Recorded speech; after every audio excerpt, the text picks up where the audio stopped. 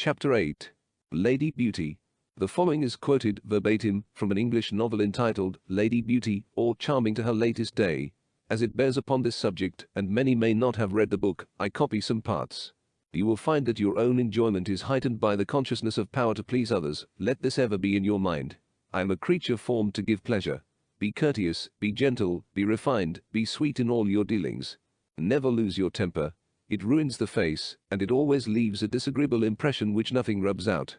Depend upon it, men may respect those creatures who are called women of character, which generally means women who perform awkwardly duties which with a little thought they might perform in a charming way.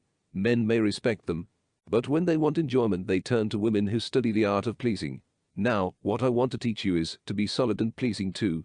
Believe me, a woman is seldom called upon to do anything which she may not do in an agreeable style, if she will only take pains. Never disarrange for an instant the drapery of pleasantness which a woman ought always to wear. Keep it anew even for your husbands. Be agreeable even when you are alone with your looking-glass. Please everybody as far as you can. Study morning, noon, and night to be agreeable. Don't expect too much of men and women, and you will learn to be good-humored over their selfishness and hypocrisy. Learned talk is very affected. Be as well educated as you please, but don't seem so. She had a frank, spontaneous sympathy with life all around and in every part, such as I never met in any one beside herself. By reason of this virtue she was always interested in what was going on, and the very quality which subdued her individuality in one way made her character fresh and delightful in another. She resolved to charm others with happiness and goodness in view, not mere society conquests. She used worldly methods for most unworldly means. The polish, the graces, the social attractions, the accomplishments, literature and wit, which some despise, she used as the very material out of which her noble purpose must be woven. In the secret interior of her intentions she was truly devoted, trying by the spell of the beautiful womanhood to make those with whom she lived better and happier. Tell me about it, she whispers, oh so low, so deliciously. She meant, anything you say will be sweet to hear. Too womanly for coquetry or coyness, she gave her answer at once. Warmth, purity, tenderness, principle, all the finer parts of character were hers. Her face was beautiful, because it was the image of the soul. It is a good maxim, never really be angry. To the opposite, her sister relied on her beauty for a place among her sex, and was at no pains to cultivate conversation, letters, or any branch of the art of pleasing except the setting forth of her personal charms. Had her manner and her talk been what she might easily have made them, she would have shone out as a beauty in the prime of her womanhood. She had no lack of sense nor of education either, but proudly reposing on her incontestable loveliness, she rather withdrew than put forward her attractions. I wish to convince women that it is a great mistake on their part to suppose that their power to please departs with youth. At all times I have noticed that men of sense seldom admire or grow enamored of women for beauty alone, but for character, manner, taste, and conversation. Now, while beauty, we must admit, lessens with time, character, manner, taste, and conversation may each be refined and enriched. Mere beauty is but one bright unchanging beam.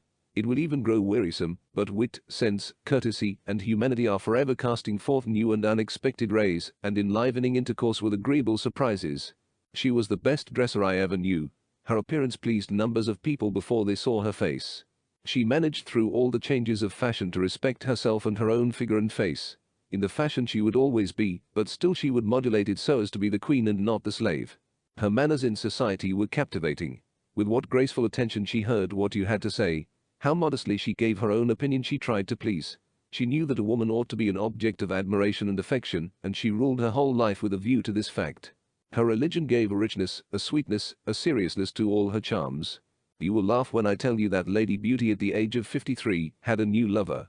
The 10 Beauty Rules. Rule 1. A woman's power in the world is measured by her power to please. Whatever she will wish to accomplish, she will manage it best by pleasing. A woman's grand social aim should be to please. Rule 2. Modesty is the ground on which all woman's charms appear to the best advantage. In manner, dress, conversation, remember always that modesty must not be forgotten, not prudery. Modesty is of the soul. Prudery is on the surface. Rule 3. So the woman's aim is to please, and modesty is the first principle. Rule 4. Always dress up to your age or a little beyond it. Let your face be the youngest thing about you, not the oldest. Rule 5. Remember that what women admire in themselves is seldom what men admire in them. Rule 6. Women's beauties are seldom men's beauties. Rule 7. Gaiety tempered by seriousness is the happiest manner in society. Rule 8. Always speak low.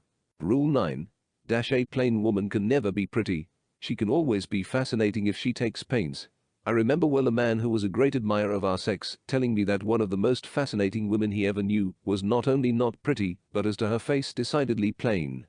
Her figure, he said, was neat, her dressing faultless, her every movement graceful, her conversation was clever and animated, and she always tried to please.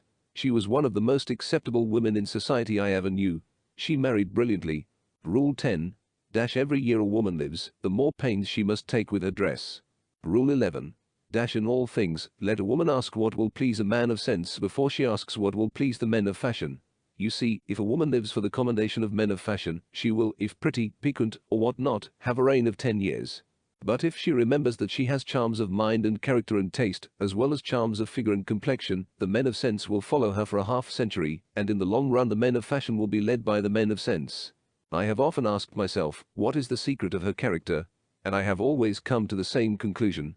That if her religious faith were deducted from her, she would not be what she is, but must become a less agreeable and not so good a woman.